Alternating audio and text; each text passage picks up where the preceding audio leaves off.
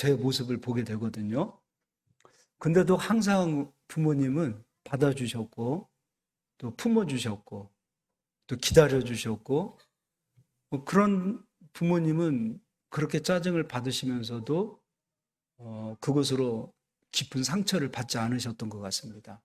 근데 문제는 그래도 되는 줄 알고 그랬던 저의 모습이 있지 않았나 그런 생각을 해봅니다. 이게 뭐 저만의 이야기일까 그런 생각을 갖게 되지만 이게 사실 우리 모든 사람들의 문제는 다 동일하다고 생각해요.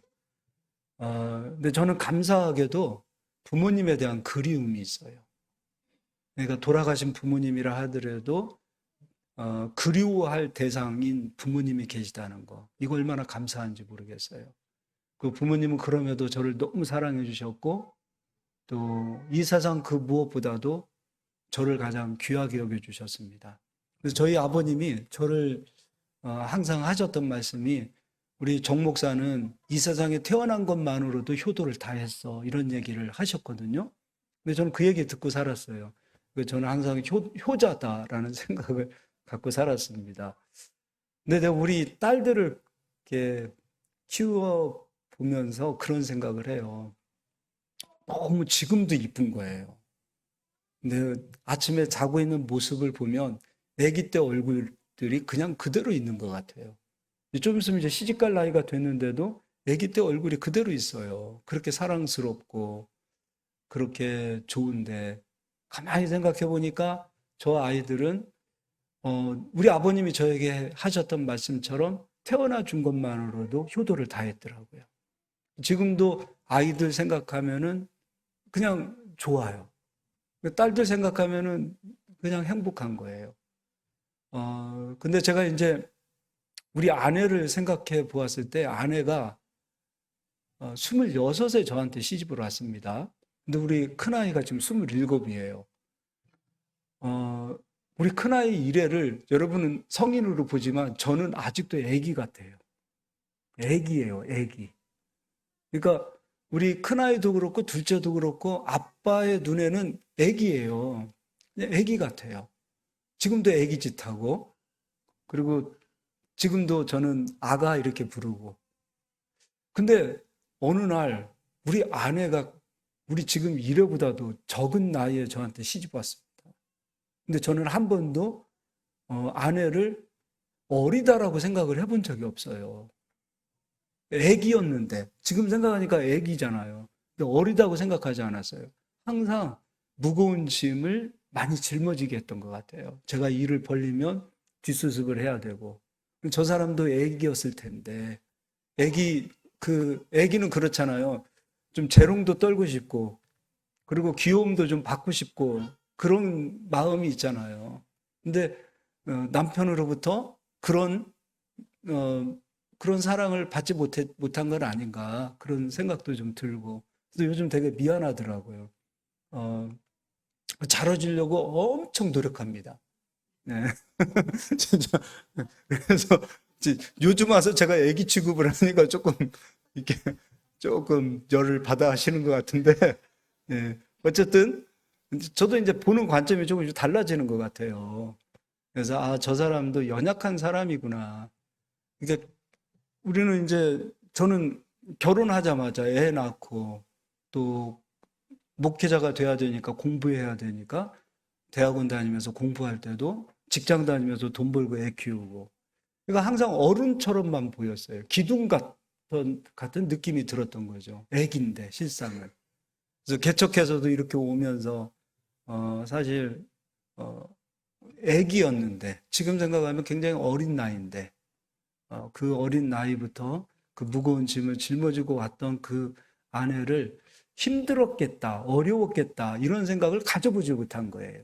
그냥 저는 목회자니까 목회자로서 고생하는 건 당연하고 또 목회자에게 시집 왔으니까 사모로서 당연히 그 짐을 짊어지고 가야 되고 그렇게 생각했지 저 사람 입장에서 생각을 못 해본 거죠. 그러니까 어른으로서만 제가 생각을 한 거죠. 저보다 더 큰 어른으로 오히려 제가 집에 가면 애 같고 어른 같고 그런 모습. 요새 참 미안하고, 그렇습니다. 근데 제가 요즘 들면서, 이제 제 얘기를 조금 하는데, 요즘 들면서 집에 가서 절대 잔소리 하지 말자. 애들에게, 아내에게. 잔소리를 하지 말자. 이게 제가 정말 아주 그냥 이것도 결단을 하면 그렇게 살아가는 거 쉬운 건 아니에요. 잔소리거리가 또 보여요. 그런데도 그래도 하지 말자. 그래도 하지 말자. 교회도 마찬가지죠. 목사님으로서 이게 하나하나 이렇게 교회 전체적인 것을 보게 되어지면 잔소리할 게 굉장히 많더라고요. 이건 이거고 저건 이거고. 또 신앙을 말씀으로 비춰보았을 때도 마찬가지로 잔소리할 게 굉장히 많아요. 근데 제가 요즘 정말 이 악물고 하는 게 있어요. 절대 성도님들에게 잔소리하지 말자. 잔소리하지 말자. 잔소리하지 않는 목사님이 되자. 좀 이해하자. 우리 딸들을 이해하고 아내를 이해하듯이 성도님들을 좀 이해하자. 저분들도 세상에서 얼마나 힘들까? 얼마나 힘들고 어려울까? 성도님들 관점에서 좀 성도님들을 좀 이해하자. 근데 한번 잔소리하면 이 잔소리는 이게 멈추질 않아요. 잔소리 하는 사람도 기분 나쁘고 잔소리 듣는 사람도 기분 나쁘고. 그래서 집에서건 교회에서건 가급적이면 잔소리 하지 말자. 그게 이제 요즘 제가 정말 다짐하고 사는 이 악물고 이렇게 하는 하나의 저만의 그런 아빠, 저만의 그런 목사가 되고자 합니다.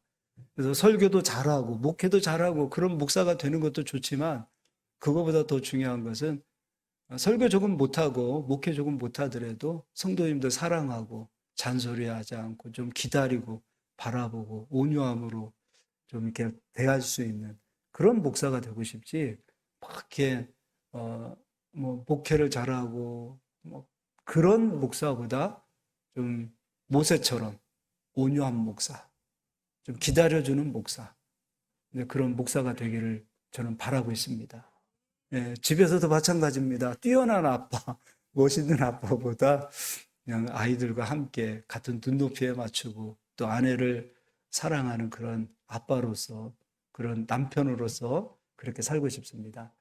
오늘 인간은 여기 동영상을 보았던 것처럼 인간은 모든 사람은 나와 하나가 되었다라는 생각을 가질 때 무례하게 할 수 있어요. 이거 엄마가 나와 같은 하나다라는 생각을 가지니까 엄마에게 짜증을 내고 엄마에게 무례하게 해도 된다라는 생각을 가지고 있어요.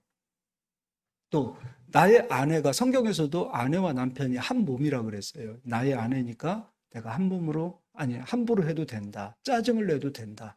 잔소리해도 된다. 이렇게 생각하는 거예요. 인간의 뇌 구조가 그렇게 되었다 하더라도 성경은 그렇게 말하고 있지 않아요. 성경은 어떻게 말하고 있냐면 하나가 되었기 때문에 더 사랑하라. 한 몸이 되었기 때문에 더 사랑하라. 이게 성경이 말하고 있어요. 그러니까 세상은 나와 한 몸, 나와 하나이기 때문에 무례하게 하고 짜증을 내는 겁니다. 그리고 내가 너무 내 아내에게, 내가 내 자식에게, 나의 부모님에게 내가 무례하게 했구나. 그러면 안 되겠구나. 철이 드는 그 순간에 마음을 고쳐먹는 것, 이것이 세상에서 그래도 철들었다고 얘기하는 거예요. 근데 성경은 명확하게 얘기하고 있어요. 부부관계, 그리고 자식과 부모님의 관계, 또 형제와의 관계, 이 모든 관계를 성경은 명확하게 얘기하고 있어요. 그래서 성경대로 우리가 사는 게 성서 가정을 세우는 성도님들의 도리 아니겠습니까? 그러니까 남편을 대할 때도 아내를 대할 때도 부모님을 대할 때도 성경에서 말하고 있는 그 기준으로 우리가 대해야 되고 그렇게 변해야 합니다. 그리고 변하려고 노력해야 됩니다. 오늘 골로새서는 이렇게 얘기하고 있습니다. 3장 18절이에요. 아내들아 남편에게 복종하라. 이는 주 안에서 마땅하니라. 원어에 보니까 우리가 아내들이 남편에게 복종하는 그런 삶을 사는 것을 하나님은 너무도 기뻐하신답니다. 근데 어떻게 복종하는 거예요? 주 안에서. 그러니까 에로스의 사랑으로 가는 게 아니라 주님이 우리에게 베풀어 주신 사랑, 아가페의 사랑으로 남편을 사랑하고 복종하는 거예요. 그러니까 반드시 여기에는 주 안에서입니다. 주 안에서. 예를 들어서 믿지 않는 남편이 믿는 아내에게 오늘 당신 교회 가지 마 했을 때 그때는 그 말에 순종이나 복종할 수 없어요. 여보, 내가 당신에게 있어서 다른 모든 말들은 내가 복종하고 순종하나 나를 구원해 주신 우리 주님을 나는 배반할 수 없어요. 나는 우리 주님이 먼저 우선입니다. 그게 바로 주 안에서의 복종이에요. 주 안에서. 그리고 19절입니다. 남편들아 아내를 사랑하며 괴롭게 하지 말라. 남편들은 아내를 사랑하되 괴롭게 하지 말아요. 아내를 괴롭히지 마라. 아내를 사랑하라. 근데 에베소서에서 가서는 어떻게 사랑해야 되는가? 예수님이 우리를 위하여 십자가에서 죽어주신 것처럼. 예수님께서 우리를 위하여 십자가에서 죽어주신 것처럼 남편들은 아내를 위하여 죽기까지 사랑하라는 거예요. 예수님이 우리를 사랑했듯이 사랑하는 거예요. 아내를 사랑해야 돼요. 아내를 아프게 하는 것은 내 몸을 학대하는 것과 똑같다 그랬어요. 그래서 우리는 아내와 남편이 영적으로 한 몸이 되었습니다. 한 몸이 되었기 때문에 무례하고 함부로 할 수 있는 그런 요소들이 인간 안에 있는 기본적인 뇌 구조가 그렇게 되어 있기 때문에 함부로 하더라는 것이죠. 그러지 마라. 본능을 따르는 자가 아니라 우리는 말씀을 따르는 자가 되어야 합니다. 나와 한 몸 되어진 아내를 사랑해야 돼요. 그리고 그를 아프게 해서는 안 돼요. 아프게 해서는 안 돼요. 절대로 아내를 괴롭게 해서는 안 돼요. 그리고 세 번째, 자녀들아 모든 일에 부모에게 순종하라. 이는 주 안에서 기쁘게 하는 것이니라. 이번에는 자녀들에게도 말하고 있습니다. 부모님에게 순종해라. 부모님에게 순종해라. 이는 주 안에서 기쁘게 하는 것이라. 라는 거죠. 여기서도 마찬가지로 순종을 이야기하고 있어요. 복종을 얘기하고 있어요. 그런데 주 안에서입니다. 부모님이 신앙생활하는 자녀들에게 교회 나가지 마라 했을 때 부모님 말씀에 순종하면 교회 나가지 말아야 되겠죠. 그러나 거기에서의 그 핍박을 견디고 아버지, 어머니, 나를 구원해 주신 우리 하나님께 먼저 예배하는 것이 저의 도리입니다 하고 그 핍박 가운데서도 부모님 모든 말씀에 순종한다 하더라도 하나님 말씀을 어기는 것에 대한 것은 순종할 수 없다. 그게 바로 주 안에서의 순종입니다. 우리 오늘 우리 아내 얘기를 또 하게 되는데 우리 아내도 아픔이 있어요. 믿지 않는 집에서 처음 예수님을 믿었습니다. 그것도 초등학교 때부터. 초등학교 1학년, 2학년, 3학년 그 어린 나이 아니겠습니까? 힘으로도 아버지 제압할 수 없지요. 또 능력으로도 아버지 제압할 수 없지요. 아버지 어머니의 그늘 아래 있어야 하는 그 상황에 그렇게 교회를 나가서 예배드리고 그것으로 핍박받고 고난받고 심지어 우리 장인어른께서 너무 화가 나서 교회 다니는 우리 아내를 물에 빠뜨려서 죽이려고까지도 하셨었습니다. 그런데도 불구하고 그 핍박을 받으면서도 부모님이 밉다, 부모님이 싫다가 아니라 부모님을 이해하고 부모님을 사랑하고 또 그러면서도 그 시련을 견디고 그 시험을 이기면서까지도 교회를 나갔던 거죠. 참, 그러니까 우리가 부모님의 말씀에 순종해야 됩니다. 사랑해야 됩니다. 그러나 주 안에서 해야 합니다. 이것이 바로 주 안에서 부모님께 순종하는 자들이 되어야 한다는 거고요. 또 21절은 우리 다 같이 한번 한 목소리로 읽겠습니다. 아비들아 너희 자녀를 노엽게 하지 말지니 낙심할까 함이라. 우리 부모님들은 자녀들을 노엽게 하지 말합니다. 길을 꺾지 말합니다. 여기 낙심할까 이 말은 자녀들의 길을 좀 꺾지 말라는 거예요. 그러니까 길을 죽여서 자녀들을 그렇게 억압하는 대상으로 여기지 말고 기죽이는 부모님이 되면 안 돼요. 길을 좀 살려주실 수 있기를 바라요. 사랑할 수 있기를 바라요. 노엽게 하지 않기를 바라요. 우리 기준에 우리 틀에 맞춰서 자녀들을 이끌기보다는 말씀으로 양육하고 말씀으로 교육하고 또 자녀들을 노엽게 하지 말라 이게 무슨 말이냐면 부모님의 말은 거의 다 맞아요. 틀리지 않아요. 그리고 자녀들에게 항상 좋은 말씀을 해주십니다. 그런데 그렇게 말씀해 주시는 부모님의 삶이 말하는 것과 말씀하는 것과 다른 모습을 보일 때 자녀들은 실망합니다. 그래서 좋은 말을 해주는 것도 중요하지만 그 말한 대로 살려고 하는 모습. 예를 들어서 목회자들도 그렇죠. 목회자 자녀들이 상처받는 이유는 무엇이냐면 교회에서는 말을 잘한단 말이에요. 근데 가정에 들어와서는 말하는 대로 살지 않는 우리 아빠의 모습. 처녀들은 목사님으로서 보는 게 아니라 아빠로서 또 집에 가서 봐야 된단 말이죠. 그러면 자녀들은 그것으로 인하여 노엽게 되어지는 거죠. 그러면 안 되겠죠. 적어도 부모님은 책임을 다하는 삶을 살아야 됩니다. 말한 대로 살려고 해야 됩니다. 특히 아빠들은 책임을 지는 의식이 있잖아요. 그리고 누구보다도 자녀가 잘 되기를 원하고 또 아내가 잘 되기를 원하는 마음들을 가지고 계시잖아요. 그렇기 때문에 우리 아빠들은 자기 몸의 건강도 꼭 챙기실 수 있기를 바랍니다. 젊은 날에 몸 함부로 굴리지 마세요. 우리 몸이 아파지면 자녀들이 힘듭니다. 자녀들이 어려워져요. 저희도 우리 부모님 돌아가시기 전까지 그 병환으로 좀 오래 계셨어요. 부모님 집에서 모실 때에 사실은 자녀들 모시는 거 긴 병에 효자 없다고 하잖아요. 긴 병에 효자 없어요. 그렇기 때문에 사실 저희도 마음을 다해서 모셨지만 어떨 때는 참 힘들고 어렵고 그런 순간이 한두 번이 아니었어요. 그래서 저도 우리 자녀들을 위해서 지금부터라도 우리 자녀들을 위해서 건강이라는 노후를 준비해야 되겠다. 여러분, 우리 중년 되시는 남자분들 건강 지키는 거 쉽습니다. 악한 거, 몸에 좋지 않은 거 좀 금하시고요. 그리고 힘들고 어려울 때 잠 더 많이 주무시고요. 내가 고민하고 힘들다고 해서 막 어려운 일이 있다고 했을 때 그거 내가 고민해서 풀 수 있는 문제들 거의 아무것도 없어요.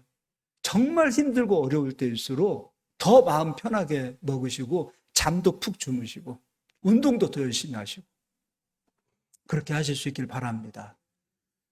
누가 그런 말씀 하시더라고요. 꿈이 있는 사람들은 무엇부터 해야 되는가? 체력부터 관리하는 겁니다. 꿈은 있는데 체력을 준비하지 못하면 그 꿈이 이루어질 수 없습니다. 무엇부터 해야 돼요? 체력부터 관리하는 겁니다. 오늘 하루 꿈이 없다, 무의미하다. 그때도 무엇을 해야 되는가? 체력을 관리하는 겁니다. 정말 체력 관리해야 돼요. 일찍 주무시고 그리고 일찍 일어나고 밤에 가급적이면은 정말 몸에 좋지 않은 거 드시지 마시고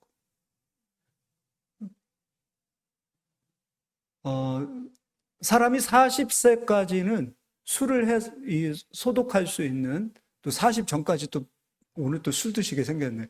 그렇게 드지 마시고요.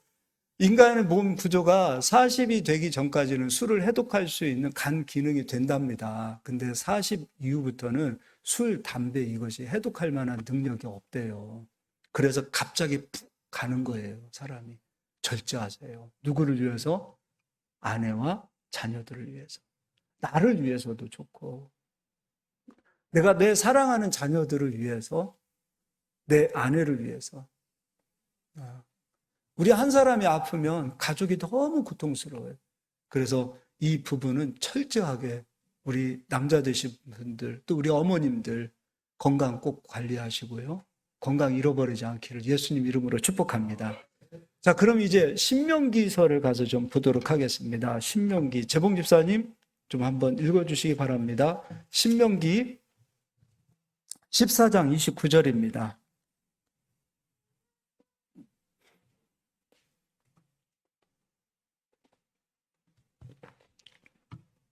너희 중에 분깃이나 기업이 없는 레위인과 내 성중에 거류하는 객과 및 고아와 과부들이 와서 먹고 배부르게 하라. 그리하면 내 하나님 여호와께서 내 손으로 하는 범사에 내게 복을 주시리라. 네, 고아와 과부들이 와서 먹고 배부르게 하라. 아이들은요, 유아기도 있고, 또 아동기도 있고, 또 청소년기도 있고, 청년기도 있습니다. 근데 저 어린 아이 때는요, 그 누구에게 재롱을 떠냐면, 가장 재롱을 많이 떠는 대상이 누구냐면, 부모님, 할아버지, 할머니예요.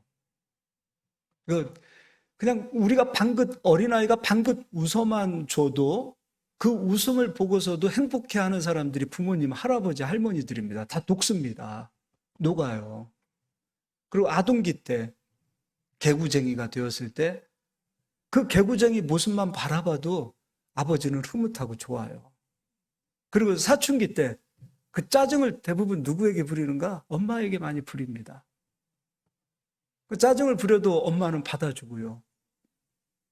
또 청소년기에, 또 청년기에 있었던 그런 모든 상황에서 우리의 울타리가 되어주시는 부모님, 형제들이 있다는 거, 이거 엄청난 큰 축복 아니겠습니까?